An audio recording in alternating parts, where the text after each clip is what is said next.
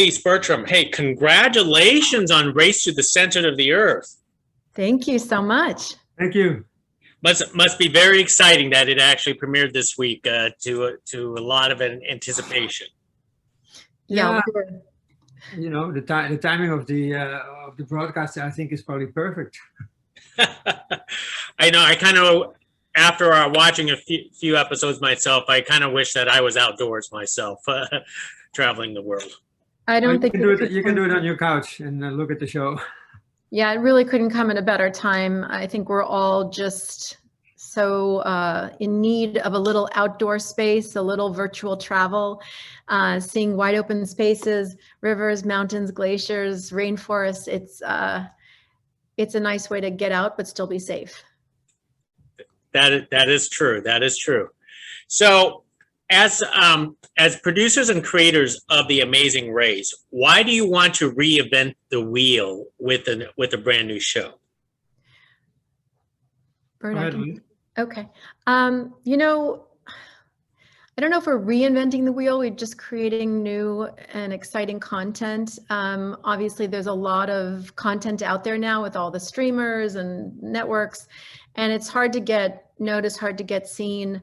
You know, we've been asked for years and years, can you figure out what the next big adventure would be, the next Amazing Race? And we've been trying to crack the code for a long time.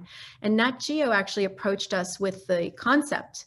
And we jumped at the opportunity because it was a huge challenge to try to figure out how to set up 4 teams of 3 people racing from 4 different parts of the globe all to one point. You know, it's like running 3 shows at one time. And there's nothing we like more than a big challenge. And so we took on this adventure and this challenge and, you know, thoroughly enjoyed it from the beginning to the end.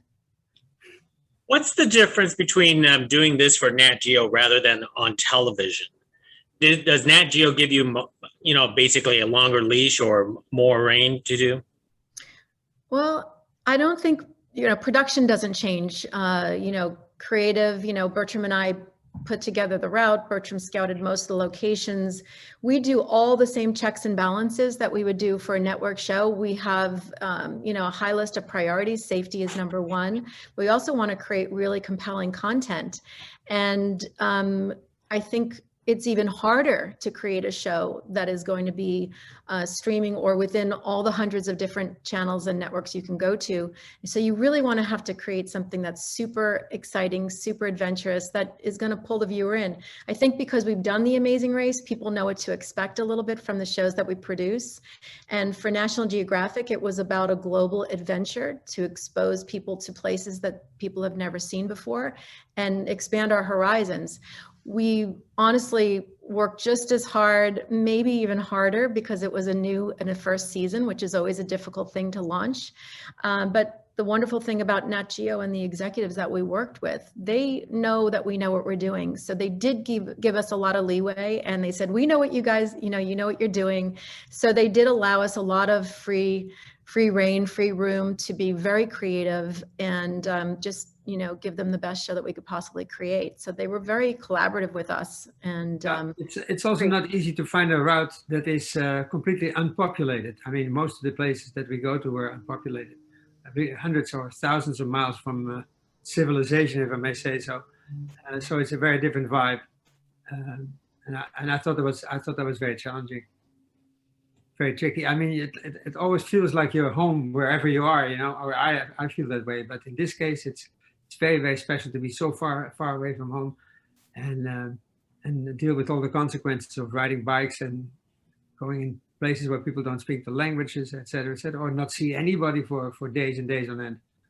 I will tell you one thing, Gig, is that, you know, when we travel on The Amazing Race, we travel with a pretty big crew, and we also bring some network execs over, including the legal team, for fairness of rules and all that. When we did this show, it was impossible to travel with anyone else except our core staff that was going to be filming and producing. Just the terrain itself to cross over would be impossible. There are no hotels you can stop in at the end of the night. So we did not travel with any extra execs or anything like that. And so it was really just working remotely from a home base here and staying in contact with the network on the daily. Now, when you were filming the four teams, was this being filmed simultaneously in real time, or was it basically you guys approach one project at a time and then edit it together? It's an interesting question. It was all shot together at the same time. It's all shot in real time. Yeah, and if So you can when it imagine was that low, they all left at the same time. with different time zones, different terrain, different weather, every day, all four teams racing at the same time, with different time zones. So they would be off by just a couple of hours. Somebody might be finishing midday, somebody might be starting their day. But it was a 24-hour race for us at home base. Now, with the original concept, did you only conceive just to have four teams, or was there more or less? And were the members always 3 people per team? I always wanted 3 people because it was a small group. And when you go in a very remote area, you have to behave yourself when you're with 3 people. And there's always a third one that might be a problem. So we brought in 3 people for a story, for maybe better story, and it worked out good. The other wonderful thing about 3 people is, we knew that there were going to be some really rugged situations and big challenges. If anybody would have gotten injured or hurt, we knew that we could always complete the route if the team wanted to continue with 2 people, but 1 person would have really been impossible. But 3 does add an interesting dynamic, because sometimes 2 want to do something and the third is always, the tiebreaker or the difference. But all brings logic to the place, It's either way. Yeah, it's good and bad. Now, one of the things that while watching the race is that each team is actually competing not exactly against each other, but against the experts who did those routes. Who are these experts that people are going to be wondering with? I mean, did they do them first and they just establish the waypoints? What's going on here? That's a really good question. Our experts are adventure racers themselves, and they're also race course directors who put together races just like this one. So Bertram picked out the locations, and then we literally probably did the routes 3 times with GPSs, putting all the waypoints out there. Our experts, our race directors, plotted the points, and they also, chose some of the locations. If we wanted to climb, for example, in the first episode, the rock wall, that 300-foot sheer rock face. We had our teams climb those, our experts climb those and figure out where the waypoints would be, where all the pitch line, the pitch points would be. Could they sleep on the ledge midway, which they did, which was insane. So that's how the race got solidified. Once we laid out, we want to go from point A to point B. Now, how do we make all that good stuff happen? Can they portage with kayaks over this terrain? Can they put the boats in the water? Can they fly these little jaunts? Can they drive? And that's all stuff that was put together by the team, which is for the race and also for safety. Wow. And Bertram, you visited all these locations that these racers went through? Well, I was in Russia for this particular show. I was in Russia. But the rest of the locations I know very, very well, like the back of my hand. I know South America, I know that route very, very well. Been there many times. Asia, same thing. Canada, same thing. I know these places. Russia, of course, know very well. So yeah, I've been there many, many, many times, and I can rattle it off. Ushuaia, for example, where we started Team South America, we were supposed to start on a boat near a buoy, and a blizzard just came in out of nowhere, and it wasn't safe to put the teams on the water, so we started them just on the shore where the boat would have come in. But like Bertram said, he knows these places like the back of his hand. We've been to them many times, even if it was on The Amazing Race. Bertram has worked for National Geographic years and years ago, making films for them. So if there's anybody that knows the world better than Bertram, I'd like them to step forward right now, because I don't think anyone does. He's been everywhere. Wish I could go on those adventures with you, Bertram. That it would have been fun. They are fun. They're actually really fun. Now, one of the things that a lot of people, when they were watching, is they're going to question the idea of the fairness, because each team is dropped in different regions. How do you basically make sure that this is actually fair for all 4 teams? Because obviously all 4 environments are going to be completely different. That's so true. Yes, this was the biggest challenge. How do you create 4 separate routes for the first stage and make them fair, you know, and you do your best to do it as best as possible. So that's where, you know, when we laid out all the waypoints for each route, and there could be on average maybe up to 300 waypoints for that first stage, every team will encounter similar obstacles. They're all going to have to do a climb. They're all going to be on bikes at some point. They're all going to be in kayaks or a boat or water, horses sometimes. So we kind of weighed the difficulty levels of each, you know, thing that we did, elevation, weather. You know, some teams had snow and slept on a glacier. Some teams were in, you know, for example, Southeast Asia, you can't feel the heat, but I will tell you it was over 100 degrees some days with extreme humidity. So dehydration is a factor. So that's where we weigh in with our experts who run the whole route, and our team, as far as fairness, speak with the legal team at National Geographic and Disney Plus to make sure that we make it as fair as possible. Yes, 4 different locations. You know, the thing that we did at the very beginning, each route was selected randomly by the teams with a third party shuffling everything up. And so you got what you got, you know, you get what you get and you don't get upset. But I will tell you, each team took on each location with excitement. They are, you know, people who love to travel, people who love a sense of adventure.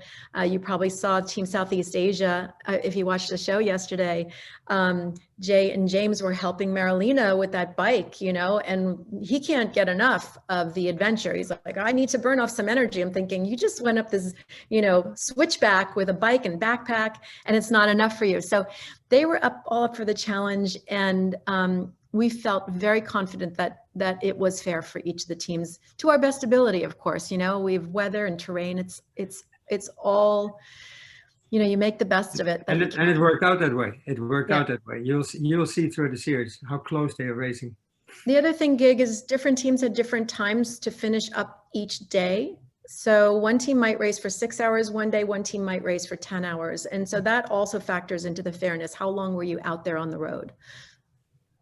Wow. And one of the things that I do want to bring up is the perils are there left and right. Yeah. How flexible and how much adjustments you have to make on, you know, at every moment to ensure the safety of these people, not to mention that there was quite a surprise for one of the teams politically. Yes.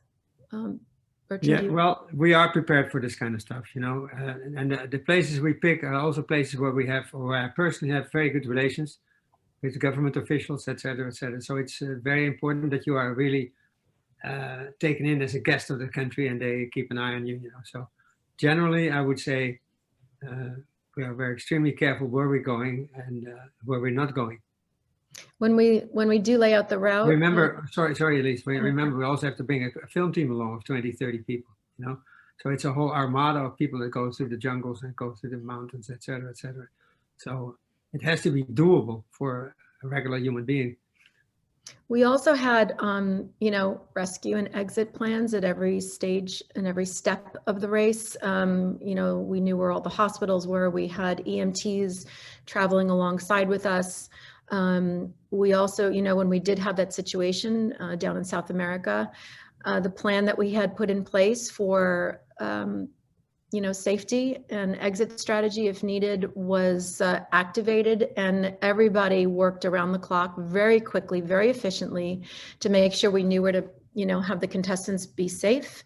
And then if we needed to get them out, how to get them out of there. And that's what experience is, you know, in this situation. And that's what Bertram and I bring to the table, the amount of experience and the contacts that we have around the globe, and just knowing what to do in an emergency situation. Disney Plus and National Geographic came together with us, and the plan was executed very quickly. And our teams, crews, contestants, everybody felt very protected and safe that we acted so quickly. And you will see that unfold in the show. Terrific. Well, let me wrap it up with one more thing, because obviously the finale is going to be a whole lot different from anything from the rest of the show. Why did you actually go with that format for the finale, bringing everybody, you know, eventually everybody together? Yeah, so, you know, the original concept of the original concept of the show was to have 4 teams racing to 1 point. Okay, so how do you do that? That's a huge question. It took like 6 months to figure it out. So what we decided to do was break the race into 2 stages. So the first stage would be each team has their own route in their own countries or their continent. And that one we kind of, played against each other as fairly as possible. And then when they reached that end point of their 13-day adventure, their race, we added up the points. Did they meet their daily course time? Were they slow? Were they fast? And whoever had the most points, we flew all the teams to the final location, and the team with the most points got a little bit of a time advantage. And that's how we decided to then have the teams racing all together for an epic, couple-day battle. And that's really where the rubber met the road, as you might say. Well, I do have to admit, it is very exciting. And just real fast, are you already in plans for a second season? Because you know what, I'm already like salivating for more of this.